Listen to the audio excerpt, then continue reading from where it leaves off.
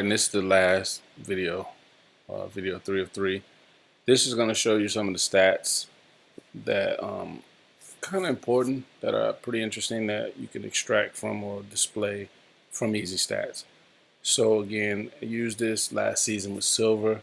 I'm just going to use one of the games or in this season to display some of the data. So here, I'm going to click on Games. In this instance, I think I picked, let's go with Competitive Edge. Score is 49-47. Right here you can see the base stats summary. You click on box score, you can actually see obviously a normal box score, including the minutes played by each player, which again shows why it's pretty useful to use the stop and start with the clock. At the bottom you see a summary of you versus the other team. Again, it can be a bit challenging to try to keep every stat for the other team, so often I just use made shots just to make sure that I keep the score accurate.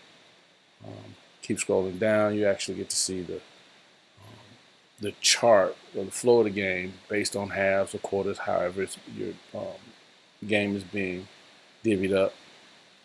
So you can see whether you were ahead, what time you actually started going ahead or got behind, and how we came back and won or whatever. Here you see the matchup comparison. Again, to be accurate with this, you need to keep everything for both teams.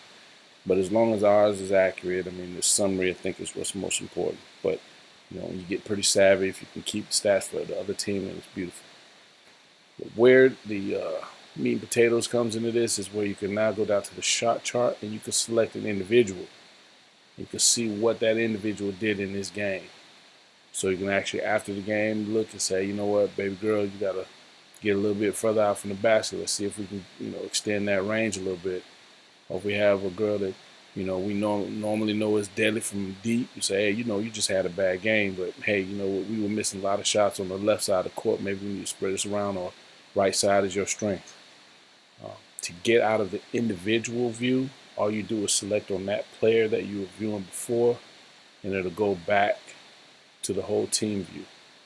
Now, what is pretty cool is that you can go back for the season and actually look at matchups.